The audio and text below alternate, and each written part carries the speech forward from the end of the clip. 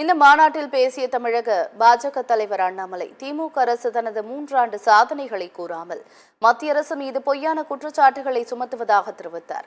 வடக்கு வாழ்கிறது, தெற்கு தேய்கிறது என்ற திமுகவின் பிரச்சாரம் இனி எடுபடாது என்று தெரிவித்தார்.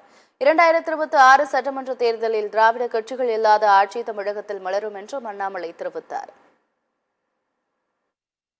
இந்த மாநாட்டினுடைய இரண்டாவது குறிக்கோள் 2026ல திராவிட கட்சிகள் இல்லாத ஒரு அரசியலை உருவாக்க வேண்டும் நினைக்கக்கூடிய 2 குறிக்கோளுக்கும் இந்த மாநாட்டினுடைய தலைப்பே ஒரு சான்றாக இருக்கிறது. சகோதர சகோதரி, 33 மாத காலமாக ஆட்சியில் இருக்கக்கூடிய திராவிட முன்னேற்ற கழகம் தங்களுடைய ஒரு சாதனையை சொல்லி வாக்கு கேட்பதற்கு தயாராக இல்லை. ஒரு சாதனையை சொல்லி மக்கள் கேட்கிறாங்க, 33 மாசமா என்ன செஞ்சீங்க, ஒண்ணு சொல்லுங்க. ஒரு சாதனையை சொல்லாமல் மத்திய அரசின் மீது பொய்யை சொல்லி வடக்கு தெற்கு என்று பேசி 1960 இந்த பிஞ்சு போன செருப்பு, பேரறிஞர் அண்ணாதுரை அவர்கள் இந்த செருப்பு வேலைக்காகாத இந்த பிஞ்சு போன செருப்பை தூக்கி வீசிட்டார். வடக்கு தெற்கு இதற்கு மேல அரசியல பயன்படாது. இன்னைக்கு ஸ்டாலின் ஐயா அறிவாலயம் முழுவதும் சுத்தி அதே பிஞ்சு போன செருப்பு எடுத்து போட்டுக்கிட்டு 2024 அரசியல் பேசுவதற்கு வந்திருக்கின்றார்கள். மறுபடியும் வடக்கு தெற்கு. திருச்சியில் சிறுகனூரில் நடைபெற்ற ஐஜேகே மாநில மாநாடு ஆட்கள் இன்றி வெறிச்சோடியதால் தமிழக பாஜக தலைவர் அண்ணாமலை காலி இருக்கைகளுக்காக உரையாற்றும் நிலை ஏற்பட்டது.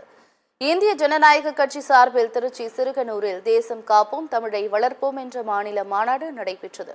பிரம்மாண்டமாக ஏற்பாடு செய்யப்பட்ட இந்த மாநாட்டில் பாஜக உள்பட 5 கூட்டணி கட்சிகளின் தலைவர்கள் கலந்து கொண்டனர்.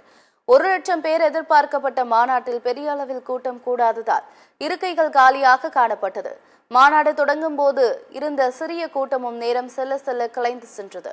குறிப்பாக தமிழக பாஜக தலைவர் அண்ணாமலை உரையாற்றும் போது மொத்த கூட்டமும் கலைந்து சென்றது.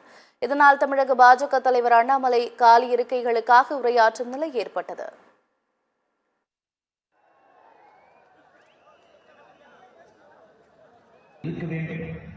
பெரம்பலூர் பாராளுமன்றத்தை தமிழகத்தினுடைய முதன்மை பாராளுமன்றமாக இருக்கக்கூடிய தமிழரவி மணியன் ஐயா அவர்கள் இருவரும் நம்முடைய பொருளாதாரத்திலே 5வது நாடாக உலக நாடு கிட்டத்தட்ட திருச்சியிலிருந்து வருகின்ற எல்லா வழியிலும் வண்டி ஐயா உள்ள எத்தனை பேர் நிரம்பி வழியிறாங்களோ இதை போன்ற ஒரு மாநாடு நம்முடைய திருச்சி பகுதி பக்கத்துல முழுவதுமாக சுற்றி நிறுவன தலைவர் திருமதி ஏசி சண்முகம் அவர்கள் கொண்டிருக்கக்கூடிய இந்திய ஜனநாயக கட்சியினுடைய 3வது மாநில மாநாடு என்றால் நிச்சயமாக